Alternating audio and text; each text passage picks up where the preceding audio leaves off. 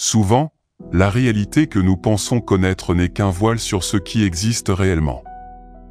En regardant le passé, nous explorons non seulement les civilisations disparues, mais aussi nos propres limites de compréhension. La connaissance, comme l'histoire, est cyclique, et ce qui semble aujourd'hui être un mystère peut être un écho de vérités oubliées. Les questions que nous posons sur les anciens sont en fin de compte le reflet d'incertitude quant à notre propre place dans le cosmos. Quelle est la profondeur du gouffre entre ce que nous savons et ce que nous n'avons pas encore vu? Numéro 1. Dans le vaste désert du sud du Pakistan se trouve Mohenjo-Daro, une ville ancienne dont le passé est devenu une énigme. Cette métropole, qui faisait autrefois partie de la civilisation avancée de la vallée de l'Indus il y a plus de 4000 ans, remet en question notre compréhension de l'histoire et de la technologie. Les vestiges de Mohenjo-Daro révèlent un niveau d'urbanisme et de sophistication qui, dans sa précision et sa structure, semble hors de propos pour son époque. Cependant, ce qui est le plus inquiétant n'est pas son architecture, mais les mystères qui entourent son déclin et sa destruction soudaine. Lors des fouilles de la ville, les archéologues ont découvert des zones vitrifiées, où la pierre avait fondu et s'était transformée en verre en raison de températures extrêmement élevées. Ce phénomène, généralement associé aux explosions nucléaires, a conduit certains à spéculer que Mohenjo-Daro a été détruit par la perte d'une technologie avancée capable de libérer une énergie dévastatrice. Bien que l'idée d'une guerre nucléaire ancienne puisse paraître improbable, le fait que des pierres aient été vitrifiées suggère que quelque chose d'extraordinaire s'est produit à cet endroit. Curieusement, aucune preuve d'activité volcanique ou d'incendie naturel n'a été trouvée pour expliquer de telles températures. Les restes humains retrouvés dans la ville ajoutent également au mystère. Plus de 40 squelettes gisent dans les rues, la plupart dans des positions suggérant qu'ils tentaient de s'échapper. Ils ne présentent aucun signe évident de traumatisme violent, comme des blessures de combat, ce qui suggère qu'une catastrophe soudaine et invisible les a surpris. Certaines théories suggèrent qu'il s'agissait d'une catastrophe naturelle, telle qu'une inondation catastrophique, mais la chaleur extrême enregistrée et l'absence d'autres marques de destruction physique suggèrent qu'il s'agissait peut-être de quelque chose de beaucoup plus sinistre. Ce site archéologique nous invite à réfléchir sur la fragilité des civilisations et le caractère cyclique de l'histoire. Se pourrait-il que les cultures anciennes possédaient des connaissances technologiques que nous, à notre époque moderne, ne comprenons toujours pas pleinement? Philosophiquement, l'histoire de Mohenjo-Daro nous rappelle que la connaissance et le pouvoir peuvent être des outils à la fois de création et de destruction.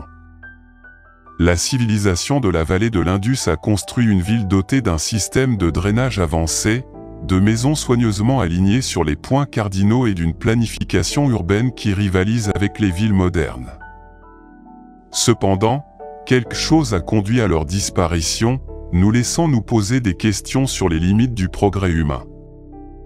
Le physicien Robert Oppenheimer, faisant référence au premier essai nucléaire moderne, a cité la Bhagavad Gita en disant « Maintenant, je suis devenu la mort, le destructeur des mondes », parole qui résonne étrangement quand on réfléchit à ce qui aurait pu se produire à Mohenjo-Daro. Ces propos faisaient-ils écho à des événements bien plus anciens, à un passé dans lequel l'homme avait déjà joué avec le feu des armes de destruction massive? Ce site archéologique nous oblige à envisager la possibilité que ce que nous croyons être le summum de la connaissance humaine ne soit qu'une répétition de quelque chose déjà oublié. Numéro 2. Au cœur de l'ancienne ville de Hampi, dans le sud de l'Inde, se dresse le temple Vitala, non seulement comme une construction de pierre et de sculpture, mais aussi comme un témoignage éternel de la capacité humaine à combiner l'art, la science et la spiritualité dans un œuvre unique. Ce temple, créé lors de l'essor de l'empire Vijayanagara, est bien plus qu'un monument religieux, c'est une invitation à réfléchir sur l'essence du divin et notre lien avec le transcendantal.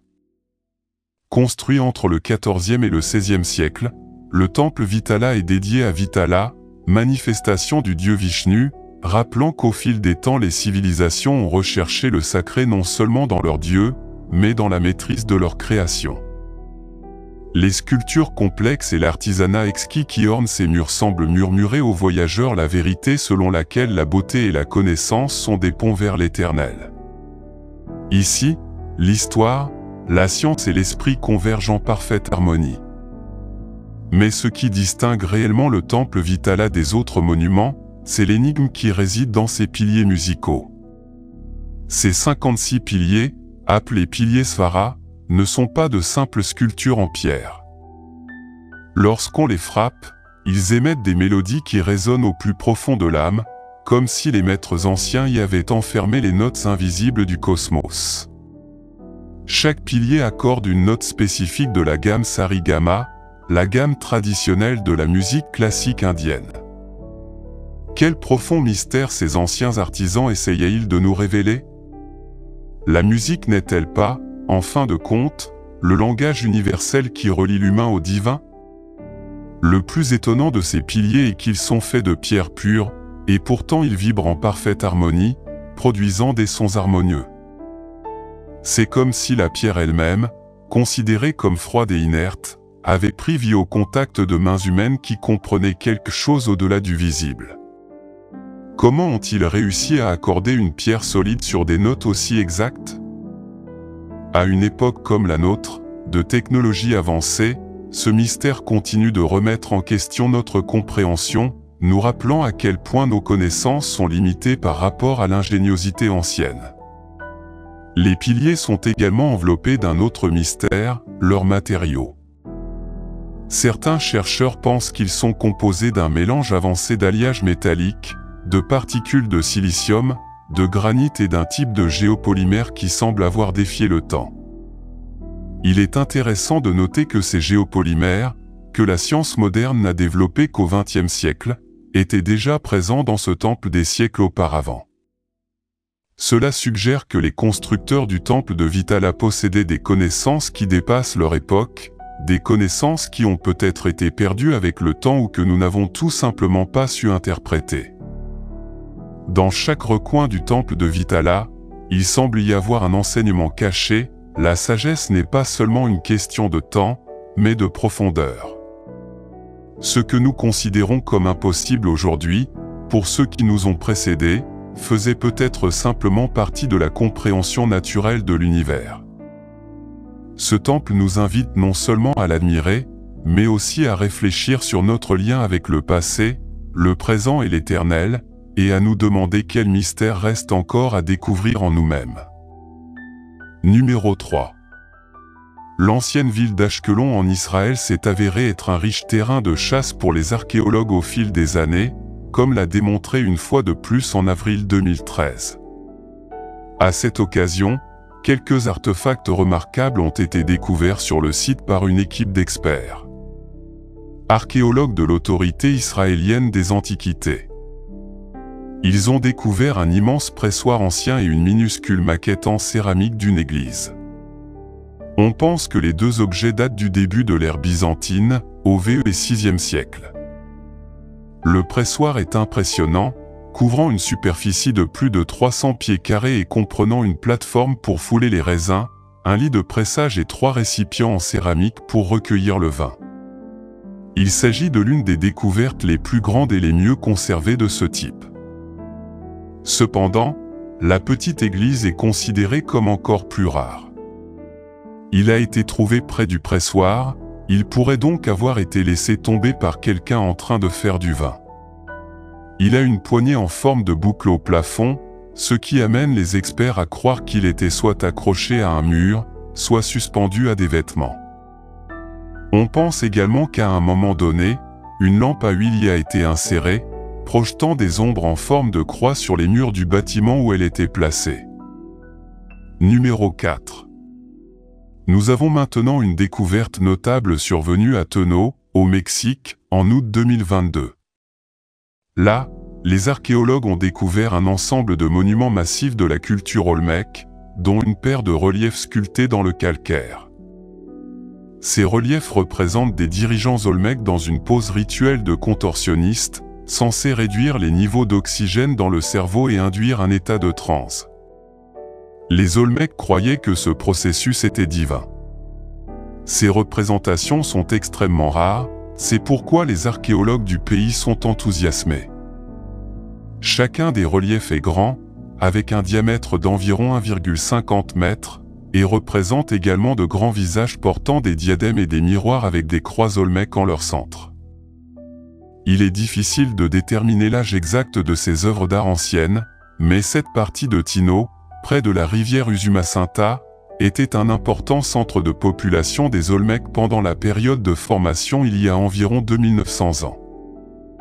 Les experts en art ancien sud-américains suggèrent que le style des reliefs pourrait avoir été influencé par les premiers Mayas, bien que cette affirmation soit controversée et qu'il n'y ait pas encore suffisamment de preuves pour l'étayer.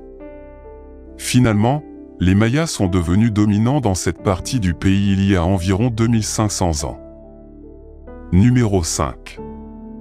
Les scientifiques se sont lancés dans une course contre la montre pour sauver notre prochaine découverte depuis qu'ils l'ont trouvée. Il s'agit d'un navire vieux de 1300 ans trouvé en France, d'une conception exceptionnellement rare. Le navire pourrait être d'une importance capitale pour les historiens et les chercheurs, mais il ne durera peut-être pas assez longtemps dans son état actuel pour qu'ils puissent l'examiner. Les poutres en chêne, en châtaignier et en pin du navire naufragé sont si délicates qu'il faut les asperger d'eau toutes les 30 minutes pour éviter qu'elles ne se désintègrent. Le bateau de 40 mètres de long a été retrouvé sur les rives de la Garonne, dans le sud-ouest de la France, début 2022, mais les matériaux de construction à partir desquels il est fabriqué n'ont pas été touchés par l'air ou la lumière depuis le jour de son naufrage, ce qui en fait un bateau de 40 mètres de long, les rendant extrêmement vulnérables. La datation au radiocarbone indique que le navire a coulé entre 680 et 720 après JC. Et il est remarquablement avancé d'après ce que nous savons de l'architecture navale française du Moyen Âge. Il aurait pu s'agir du premier navire de ce type ou d'un navire expérimental considéré comme un échec après le naufrage. Si nous ne parvenons pas à stabiliser suffisamment l'épave pour l'examiner correctement, nous ne le saurons peut-être jamais. Numéro 6. La même ancienne épave qui nous a donné le mécanisme d'Anticythère a révélé un autre trésor en juin 2022, lorsque des archéologues marins ont localisé ce que l'on pense être la tête perdue d'une statue vieille de 2000 ans du dieu romain Hercule. L'épave, qui se trouve au large des côtes grecques, a été découverte par des plongeurs d'éponge en 1900 et fait depuis lors l'objet d'une évaluation archéologique constante.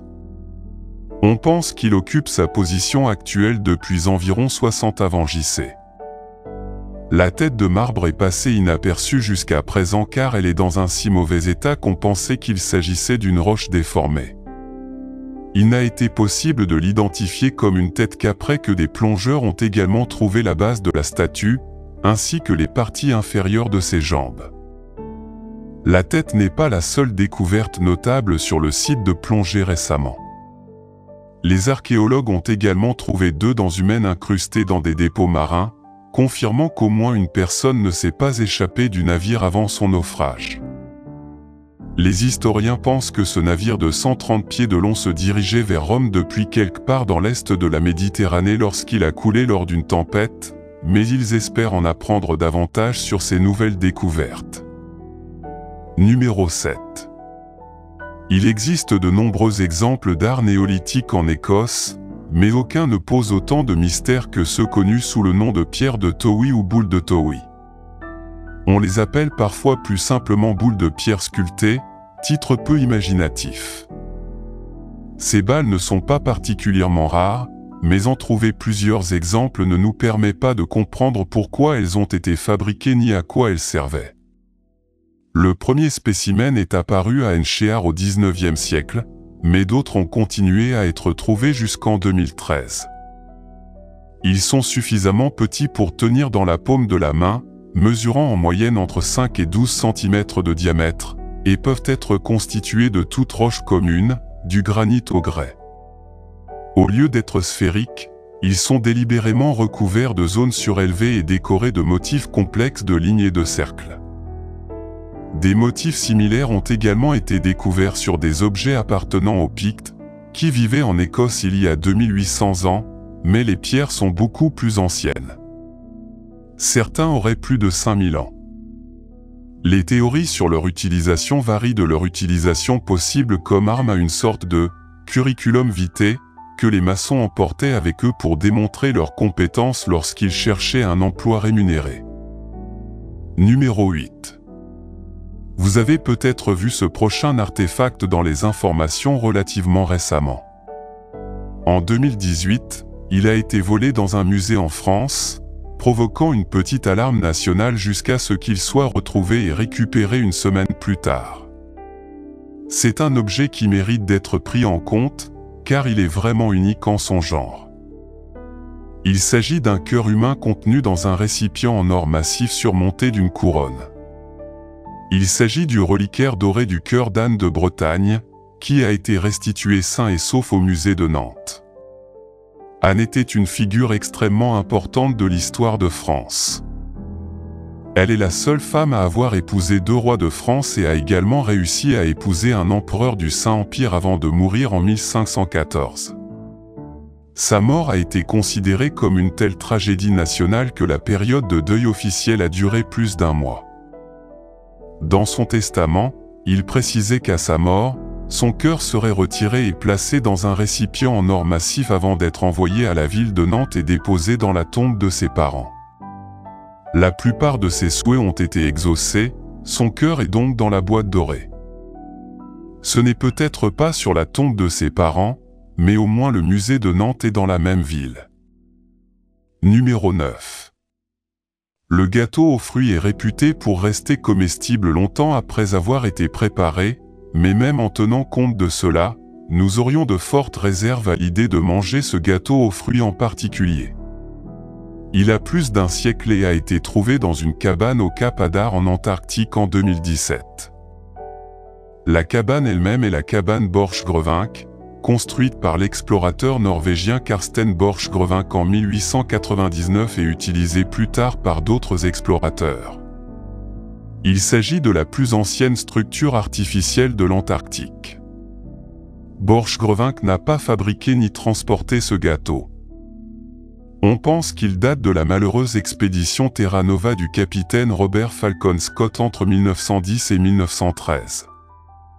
On sait qu'une société appelée Huntley & Palmer a fourni des fournitures à l'expédition Terra Nova, le gâteau aux fruits est donc probablement leur œuvre. Scott n'a jamais atteint le Cap Adar, le gâteau doit donc appartenir au groupe dirigé par le premier officier Victor Campbell, qui s'y est réfugié pendant l'hiver 1911. Les experts affirment que le gâteau est en excellent état et qu'il est toujours comestible. Nous les prenons au mot.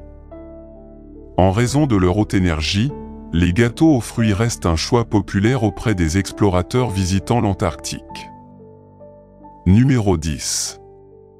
Puisque nous parlons de nourriture, voyons ce que l'on peut découvrir en examinant le contenu d'une boîte à lunch de l'âge du bronze. Cette boîte particulière a été découverte lors de la fonte des glaces au col du Lötschber en 2012, à 2400 mètres d'altitude dans les Alpes bernoises. La boîte circulaire est composée de 3 essences de bois différentes, la base est en pin, les côtés sont en saule et les coutures sont en mélèze. La boîte étant en bois, il a été possible aux scientifiques de réaliser des tests au radiocarbone, confirmant ainsi qu'elle a au moins 4000 ans. Étonnamment, la même glace qui préservait le bois préservait également partiellement les traces de ce qui se trouvait à l'intérieur de la boîte. Les scientifiques ont découvert du goudron ou des scories adhérant aux surfaces intérieures du bois, ce qui indique qu'ils étaient utilisés pour stocker ou transporter des grains entiers. Leur présence à cet endroit précis soulève des questions pour les historiens. Existait-il une route commerciale reliant ces hauts plateaux bernois à la vallée ou s'agissait-il simplement d'un randonneur préparant une boîte à lunch avant de partir pour un long voyage? Numéro 11. En 2013, il a été décidé d'agrandir le chantier naval Neptune à Newcastle upon Tyne, en Angleterre. Avant le début des travaux d'agrandissement, des archéologues ont été invités à examiner le chantier prévu. Ce faisant, ils trouvèrent un tronçon de chemin de fer en bois de 80 pieds de long. Il ne s'agit pas de n'importe quel chemin de fer en bois, il s'agit du plus ancien chemin de fer en bois encore existant au monde. Lorsque ces rails ont été construits au XVIIIe siècle, les trains n'avaient pas encore été inventés. Au lieu de cela, le chemin de fer transportait des véhicules ressemblant à des wagons en bois, connus sous le nom de chalupas, qui étaient tirés par des chevaux le long des voies. Ce tronçon spécifique de 80 pieds faisait partie du Wellington Wagonway, construit en 1785. Il est si rustique que certaines de ses traverses ne sont guère plus que des branches d'arbres coupées et coincées dans la voie. La découverte est d'une importance internationale car le Wellington Wagonway a été le premier à être construit avec l'écartement international, qui a été copié des rails de wagons aux locomotives à vapeur et est devenu plus tard la norme mondiale grâce à l'expansion de l'Empire britannique. La découverte était en danger dès le moment où elle a été faite, car le bois a été subitement exposé aux éléments, mais il a depuis été préservé.